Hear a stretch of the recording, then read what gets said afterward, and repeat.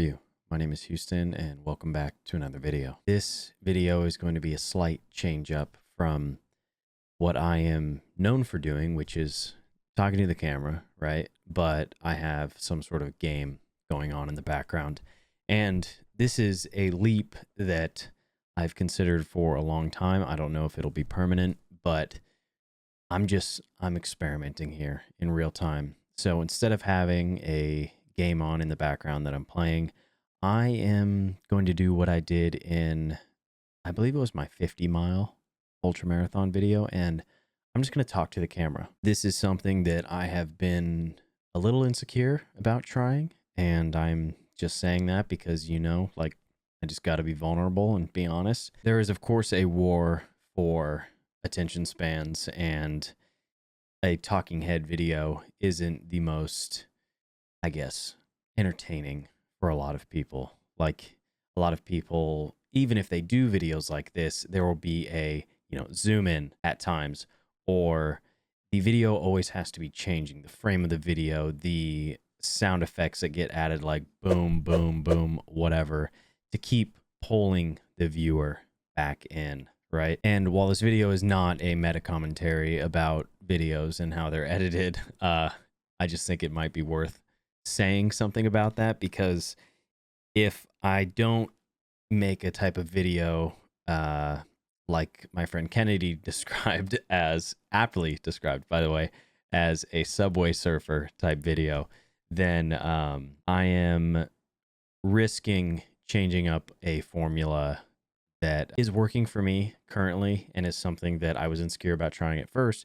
But I think that this might be the next step to the type of videos that I actually want to make. This one might be very bare bones because I don't want to try and change too many things at once. It'll be just me here with you talking. But in typical fashion, I do want to mention a couple things that I have enjoyed lately. They are both clothing related. One of them is socks. So I went to high school with a guy named Rami, and after high school, and I believe, after college, I believe, he founded a company called From the Ground Up, and they made a bunch of socks that sort of mimic the designs of a lot of state parks, and they were meant for like hiking and outdoor activities and all that. And because of their designs around state parks here in Washington, he would donate to those state park funds, like to keep the parks active, to keep the parks clean, and just help that ecosystem. And I always thought that was cool. But as he evolved as a business owner, and as what I can assume they evolved as a brand, he changed the company's name to Wool, a bit of a play on their merino wool fabric that they use to create their socks, their clothing, all that stuff. And that brings me around to saying that their 5-inch crew sock, I have like 5 pairs of them. I did not get them gifted to me by Rami. I paid for all of them, but they are my favorite running socks that I've ever worn. They're fantastic. Never any issues with them. Shout out to Rami. Shout out to Wool. You guys are awesome. I hope you make underwear soon, because honestly, the socks are so comfortable. I can imagine that the underwear will be even better. The second thing, like I said, also clothing related, is actually these shirts that are from a company called Ono. Now, this one I did end up getting paid for. I made some like UGC brand type content for them to like run as an ad. So they're not paying me to make this YouTube video or talk about them outside of that. They make all their shirts from like bamboo and hemp and all that. The bamboo shirts, super cozy. This is the hemp one right here, but all the shirts are actually good shirts. Like, it's just weird. Like, you get something for free and it's like actually good. I probably would have told them, like, if the shirts weren't good, I probably would have been like, do I send these back to you, or what do I do? Because I don't feel right pushing a product that I don't actually like. They're not making me say anything in a YouTube video, but I actually wear the shirts now. So, and it's cool. that shirts can actually be comfortable when they're made of like bamboo and hemp. Because I remember the first hemp shirt I ever tried on, and it was a scratchy mess. Two things really enjoying right now: shirts, socks, just basic stuff. This video, I want to talk about like boxing yourself in. This is something that I kind of talk about a lot, where you have this idea about your capabilities around something. And, you know, whether these ideas, these preconceived notions are formed from the way you were raised or from what people have told you throughout your life. I mean, like, you're never good enough. You know, you're never going to do that. Why would you try that? To quote like some stupid motivational bullshit TikTok post or whatever. It's like, it's always cringe until it works, or it's everybody's always laughing at you until it works or until you do it. My frame of reference here, as always, is with athletics, with running. In short, last weekend, I ran a 3:07 marathon. And if you've been around on this channel for a while, my last PR was a 3:24. And these aren't the only 3 races I've ever ran, but I went from like a 3:42 to a 3:24. And now, about a year and a half later, battling injury, doing a couple other smaller races, well, 150 miler as well in between, and just working through injury and understanding how to train, trying to understand my body and my response to activities. I went from a 3:24 to a 3:07. While that is one step closer to sub 3 and a potential Boston qualifier, that jump from 3:07 to 2:55 or sub 2:55 will be difficult. That's a whole other box though, right? Right now, I'm still riding the high of running a 3:07. It is unbelievable to me that, well, for one, my goal for this race was a 3:15, sub 3:15. So I would have been happy with 3:14.59. But there was something about the energy of that race, and there was something about how I felt once I started running. I was thinking 3:14 would be possible. As I started to get 6-8 miles in, the first voice of doubt crept into my mind, and I thought, with my calf not really feeling that great going into this race, because that's a whole thing, right? Let me digress for a moment. My calf had been really tight for like the past week and a half. I thought it was strained. I didn't know what to do. My hypochondriac nature was seeping in, as it always does before all these races. And I'm like, oh, dude, I'm injured. I'm done. Like I thought my hamstring was the issue for so long, but now my calf is the issue. And yeah, there's no way. Like, I'm probably this might be my first DNF. So I started running, right? Feeling good. And then here we are at mile 8, and that doubt creeps in. And I go, dude, I kind of feel my calf a lot more than maybe I should. And I don't know if I'm psyching myself out or not, but this voice wanted me to believe that this wasn't possible. It seemed to be putting up the first wall of the box that it wanted me to live inside. That was the first time in that race that I told myself, you know what? I'm just going to run the mile I'm in. That's a saying that I've heard many times, especially from ultra marathoners who, you know, when you're on like mile 71 of 100, you really just got to run the mile you're in. Because if you're thinking about the fact that you got 29 more miles, I don't know, man, it might be over. So run the mile I'm in, run the mile I'm in, right? And I get on to like 13 miles, the halfway point, and I'm thinking to myself, okay, actually, this is crazy. I did not realize that I had got this fit, because I'm running at like well, the end average pace was like 7:07, but every time my watch vibrated, I looked down and it kept saying 7:04 for that mile, 7:04, 7:04, and I thought to myself, I have never been this consistent on my pacing. Like I felt one with my body in a way where I had almost never felt during training. And I don't know if it was like this catalytic moment of just being in the race environment that really allowed me to do that, or if it was maybe it was all my training subconsciously coming together, and me actually being able to show up on race day that I didn't believe I was capable of. I just kept hitting those paces, and I was so surprised by my ability to do that. I don't think that I necessarily have a problem with believing in myself, but even though I continuously exceed my expectations with many of these things, I just feel like it's probably still really important to have some humility around this stuff. Like, be confident in the process, be confident in the work that you put in, but have some humility around what you're actually doing. I never want to be somebody who thinks that I'm the best, but I wonder how much of that actually has to come together when you're doing something for you to truly do something great. When you are exceeding your own expectations, what are you telling yourself in that moment? You don't want that self-doubt, right? But you don't want to be an egomaniac. Finding that balance between those things is what allows you to like be at peace with the abilities that you have and the abilities that you have built up over time, and to perform at your best. So from 13 to like 18, I'm just focused on making sure my nutrition's right and keeping that pace, right?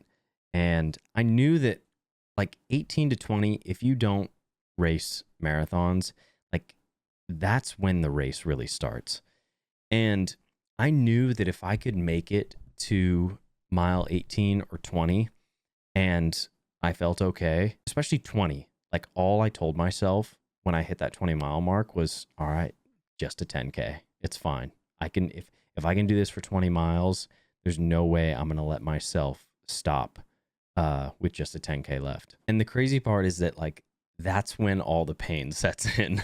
Like, or at least for me, like that's when it really started to set in. And for most of my races, that's when it really starts. My calves were burning because you're forefoot striking pretty much the whole entire time. You are sprinting, whatever that means for you. The carbon plates in my shoes are propelling me forward. They're stiff.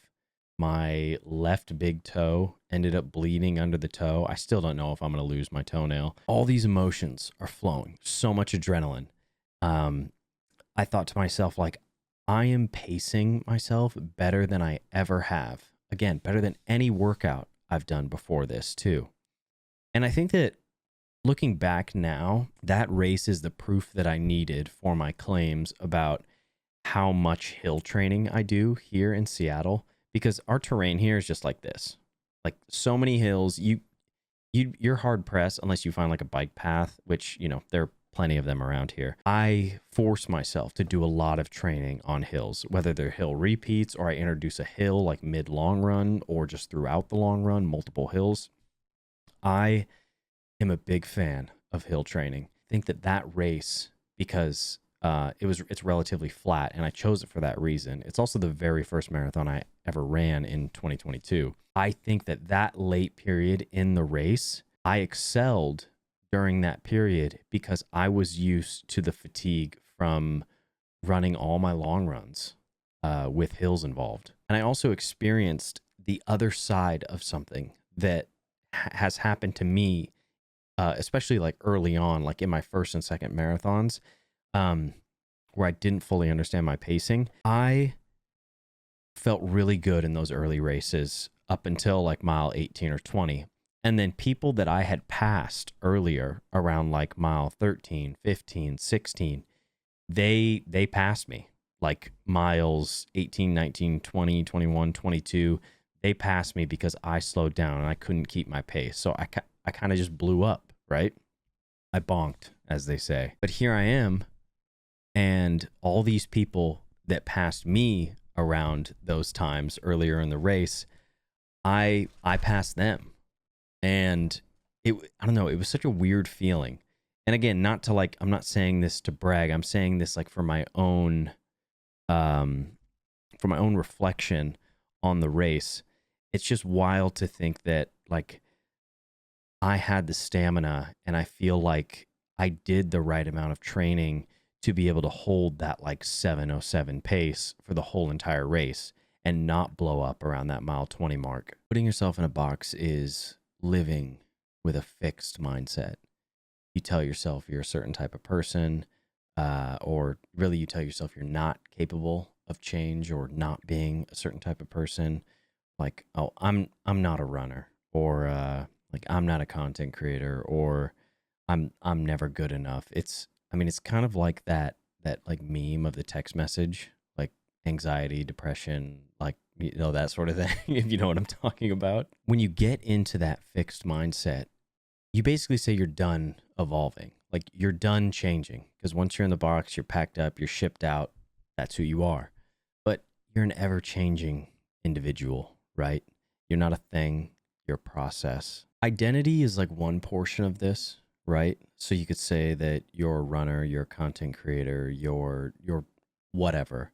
And by defining yourself by this one thing, you are automatically saying, like I said in one of my last videos, that you are none of these other things. By saying yes to one thing, you are saying no to functionally infinite amount of things. But if you put the identity part aside and you think about capability, then there are so many people out there that do not believe that they are capable of doing anything. Oh, I could never do that. I mean, you hear it so many times when it comes to running, especially with like marathons or really like any distance.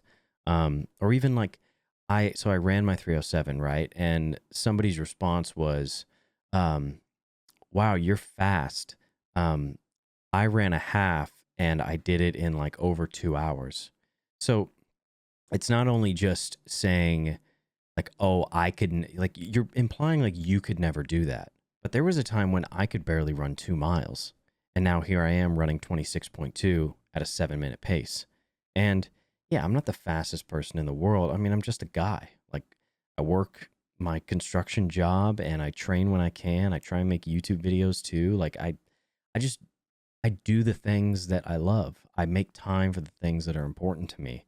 And meeting these athletic goals and making these videos is really important to me. So to say that you can't do something, especially before you've even tried, it's just ridiculous. I think that if more people look at it like that, like it's just absurd. Like why? And again, so much of this stuff comes from preconditioning. Like you grow up in a certain way. People tell you that you cannot do something.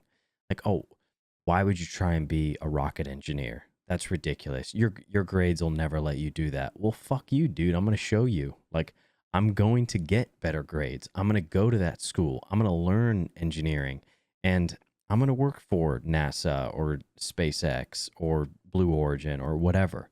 Like yeah, at some point, honestly, yeah, if you're like 60 years old and you want to, you want to become an astronaut, it's like you probably can't do that just because of physical limitations. But you could probably still get in the field. I don't know how, if you want to keep working when you're like 60 years old, but let's say you're like 40 years old. There are plenty of people out there that completely reinvent themselves even at 40 years old. One of my biggest role models, Rich Roll, he was an alcoholic for most of his life, or like the from like college into like I think like 39 or whatever when he stopped drinking.